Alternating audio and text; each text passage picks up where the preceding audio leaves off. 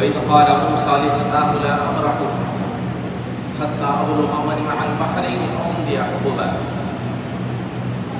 فَلَمَّا بَلَغَ مَجْمَعَ بَيْنِهِمَا نَسِيَا حُوتَهُمَا فَاتَّخَذَ سَبِيلَهُ فِي الْبَحْرِ سَرَبًا فَلَمَّا جَاوَزَهُ قَالَ لِفَتَاهُ آتِنَا غَدَاءَنَا لَقَدْ لَقِينَا مِنْ سَفَرِنَا هَٰذَا نَصَبًا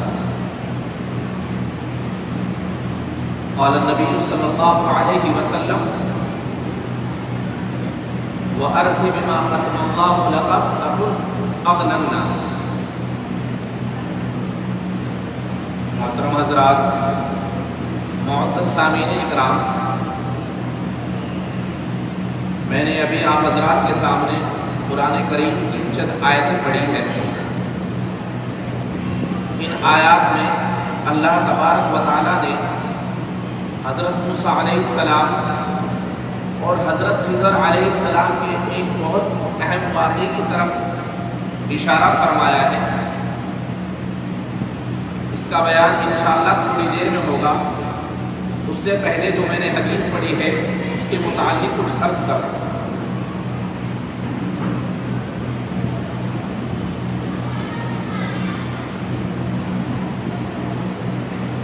رسول اللہ صلی اللہ علیہ وسلم کی حدیث ہے۔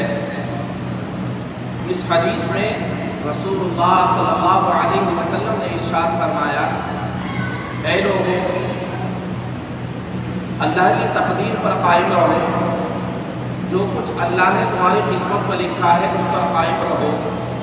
اگر تم اس پر قائم رہے تو میں تمہیں ساری دنیا میں سب سے زیادہ غنی بنا دوں گا، مالدار بنا دوں گا۔ یعنی اللہ کی تقدیر پر قائم رہنا اور اس پر راضی رہنا رضا بالقضاء ہے۔ یعنی جو اللہ کی مرضی وہ انسان کی مرضی۔ رضا بالقضاء کا مطلب ہے جو اللہ کی مرضی وہی انسان کی مرضی۔ یہ تو مال اور دولت کا معاملہ نہیں ہے، یہ انسان کی زندگی میں جتنے بھی واقعات پیش آنے والے ہیں ان سب میں یہی معاملہ ہے کہ جو اللہ کی مرضی وہی انسان کی مرضی۔ اسی کا نام کیا ہے؟ رضا بالقضاء۔ اللہ تبارک و تعالیٰ نے اس کائنات میں 3 عالم پیدا فرمائے۔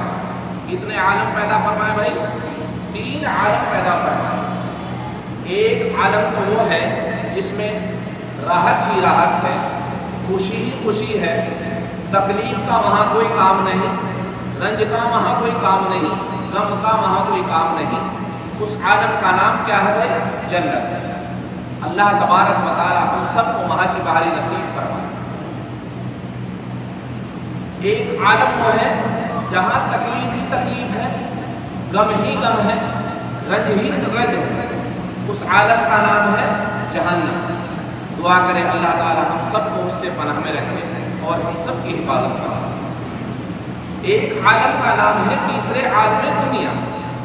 یہ دنیا، یہ عالم ایسا ہے اس میں خوشی بھی ہے، غم بھی ہے، راحت بھی ہے، تکلیف بھی ہے۔ اس عالم میں کوئی انسان ایسا نہیں ہے کہ جس کو صرف خوشی ہی خوشی ملی ہو، راحت نہ ملی ہو۔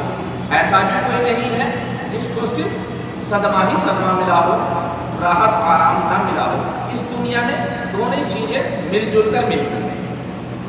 لہذا اس دنیا میں ایسے بہت سے واقعات پیش آئیں گے کہ جس سے انسان کی طبیعت میں جو انسان کی طبیعت کے خلاف ہوں گے، انسان کو اس سے تکلیف پہنچے گی، رنج پہنچے گا، غم ہوگا۔ لیکن انسان کو اس بات پر راضی رہنا ہے کہ جو کچھ بھی فیصلہ ہے یہ صرف اللہ تبارک و تعالیٰ کی طرف سے میرے حق میں فیصلہ ہے، یہی میرے لیے بہتر ہے۔ اس پر انسان کو کیا رہنا ہے بھائی؟ راضی رہنا ہے۔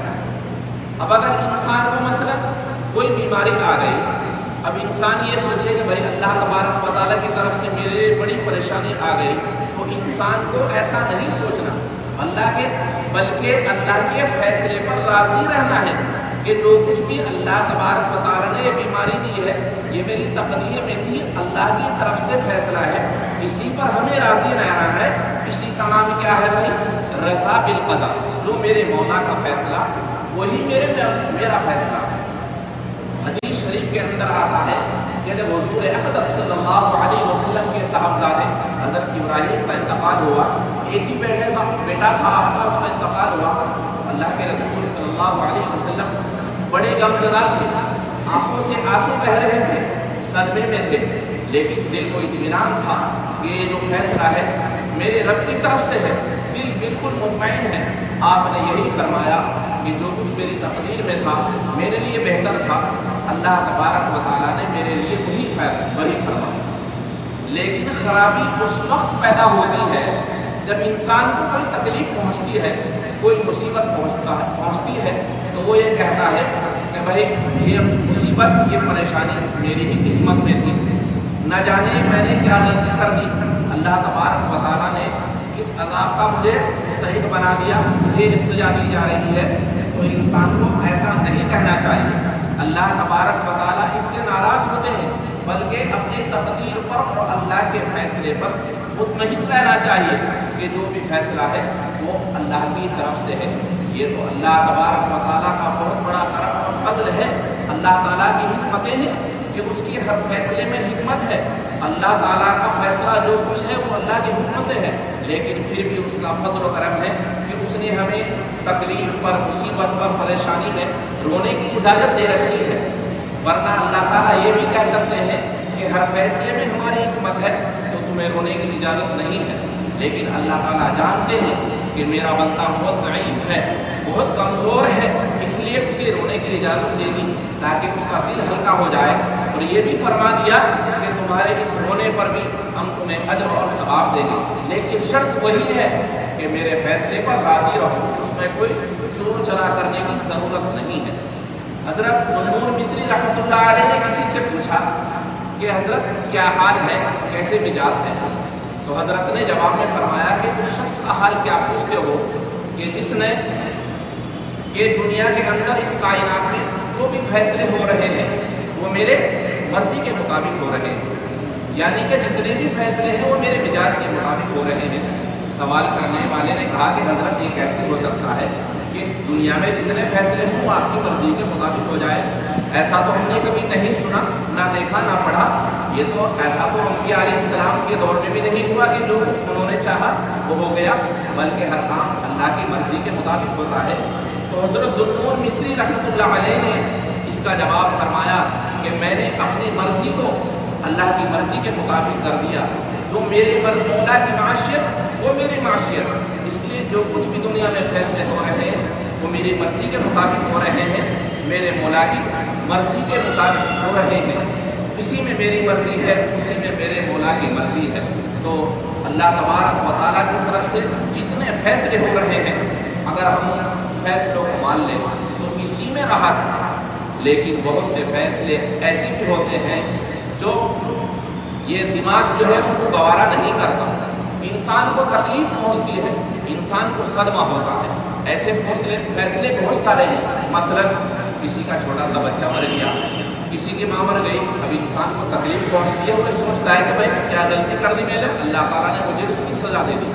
تو قرآن کریم کی جو آیت میں نے ابھی پڑھی، ان آیات کے اندر اللہ تبارک و تعالیٰ نے انسان کے اس سوال کا جواب دیا ہے۔ اس پورے واقعے میں قرآن کریم میں اللہ تبارک و تعالیٰ نے ان فیصلوں کے بارے میں جواب فرمایا کہ جو فیصلے تمہیں قبول نہیں وہ فیصلے صحیح ہیں یا غلط، اب ان کا جواب سنیں۔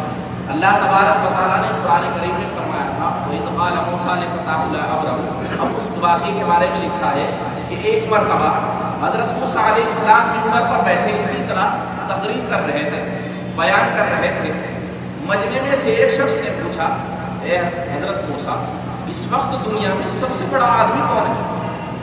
دنیا میں اس وقت سب سے بڑا آدمی کون ہے؟ حضرت موسیٰ علیہ السلام نے سوچا کہ میں اللہ کا نبی ہوں، دنیا میں میرے سے بڑا تو کوئی ہو نہیں سکتا۔